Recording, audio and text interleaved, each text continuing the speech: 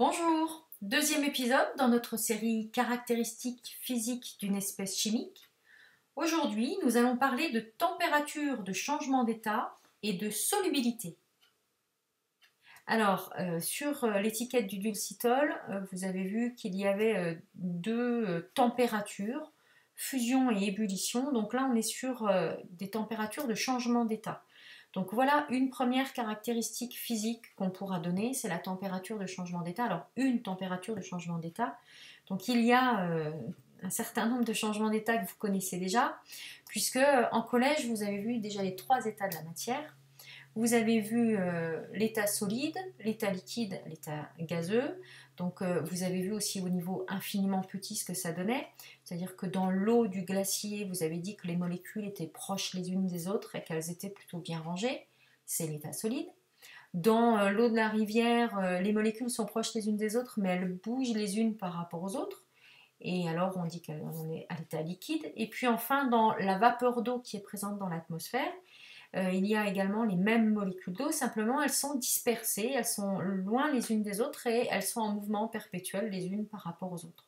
Une fois que vous avez décrit ce qui se passait au niveau microscopique, vous avez également parlé des changements d'état. Alors changement d'état, donc entre ces trois états, solide, liquide et gaz. Vous avez donné les noms de ces changements d'état. Lorsque la matière passe de l'état solide à l'état liquide, vous avez parlé de fusion. Lorsque, au contraire, la matière passe de l'état liquide à l'état solide, vous avez parlé de solidification. Lorsque la matière passe de l'état liquide à l'état gaz, on parle de vaporisation ou encore d'ébullition. Et puis, quand elle fait le changement d'état inverse, qui est de l'état gazeux à l'état liquide, on parle de liquéfaction. Deux autres changements d'état que vous n'avez pas forcément vus et qui existent, c'est lorsqu'on passe de l'état solide à l'état gaz, on parle de sublimation, et de l'état gaz à l'état solide directement, on parle de condensation. Voilà pour les noms de ces changements d'état. Ce qui va nous intéresser maintenant, c'est les températures auxquelles se font ces différents changements d'état. Alors tout d'abord pour la fusion. La fusion, c'est donc de l'état solide à l'état liquide. Eh bien, vous savez que si on reprend l'exemple de l'eau, vous prenez un glaçon, il est à l'état solide. Si vous voulez qu'il devienne liquide, il va falloir passer sa température au-dessus de 0 degré Celsius. Eh bien, 0 degré Celsius est la température de fusion de l'eau.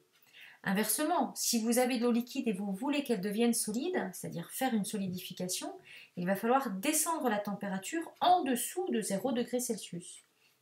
Ce qui signifie que la température de fusion est également la température de solidification.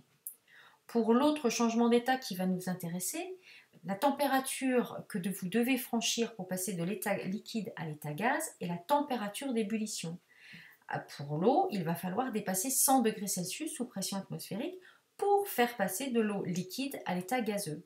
Et de la même façon, pour passer d'état gazeux à l'état liquide, c'est-à-dire faire la liquéfaction, il faudra passer en dessous de la température d'ébullition, c'est-à-dire en dessous de 100 degrés Celsius, alors sous pression atmosphérique, puisque les températures de changement d'état vont être fixées pour des pressions données. Elles dépendent de la pression.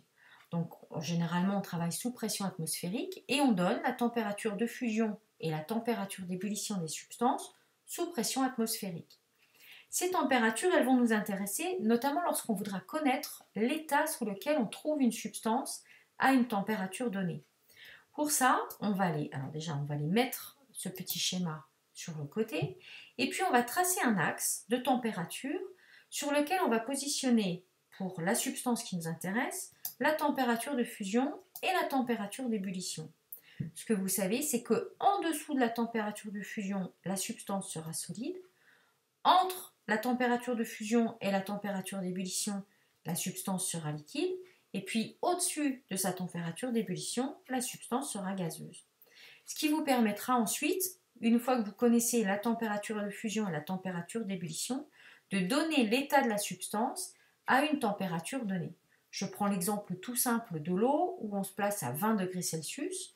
Vous allez mettre 0 degrés Celsius pour la température de fusion, 100 degrés Celsius pour la température d'ébullition, puisque ce sont les températures de changement d'état de l'eau. Eh bien 20 degrés Celsius se situant entre 0 et 100 degrés Celsius, vous êtes entre la température de fusion et la température d'ébullition, donc l'eau à 20 degrés Celsius sous pression atmosphérique, elle est liquide. Deuxième caractéristique physique qui va nous intéresser, c'est la solubilité. Sur l'étiquette, regardez, soluble dans l'eau.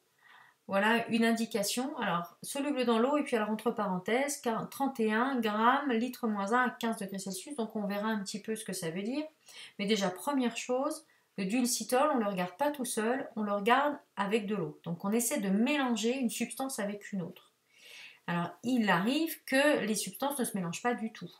Et il arrive qu'au contraire, elles se mélangent très bien. Donc pour ça, on utilise les termes de miscibles ou non miscibles. Les substances, si elles se mélangent, elles sont miscibles. Si les substances ne se mélangent pas, comme de l'huile et de l'eau par exemple, elles seront non miscibles. Alors là, dans notre cas particulier, le dulcitol, on va le trouver à l'état solide et on essaie de le dissoudre dans de l'eau. Et à ce moment-là, on parle de dissoudre une substance dans une autre substance. La substance que l'on cherche à dissoudre, c'est ce qu'on appelle le soluté. Et puis, la substance dans laquelle on cherche à dissoudre notre soluté s'appelle le solvant. Ces deux termes-là, il faudra les connaître également. Et lorsqu'on a dissous notre soluté dans le solvant, ce que l'on obtient, c'est ce qu'on appelle une solution homogène.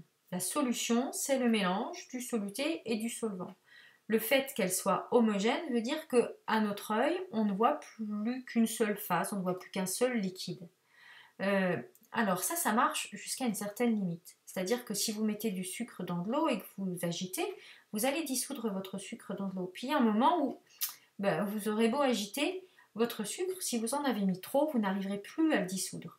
On dit à ce moment-là que la solution est saturée. Lorsqu'on ne peut plus dissoudre de soluté supplémentaire, on dit que la solution est saturée. Et justement, l'information que vous avez trouvée sur l'étiquette, c'est justement la masse maximale de soluté que vous pouvez dissoudre dans 1 litre de solvant. Donc là, regardez, solubilité, soluble dans l'eau, 31 grammes, litre moins 1 à 15 degrés Celsius. Ça signifie qu'on peut dissoudre 31 grammes de dulcitol dans 1 litre d'eau si on est à 15 degrés Celsius. Donc vous voyez que le litre moins 1 veut dire par litre, 31 grammes par litre. À 15 degrés Celsius, pourquoi? Parce que la solubilité, on le verra, dépend de la température. Généralement, elle augmente quand la température augmente.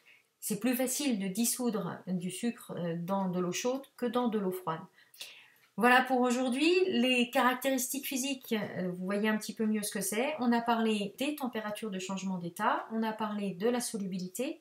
La prochaine fois, on ira parler de masse volumique et de densité. Au revoir!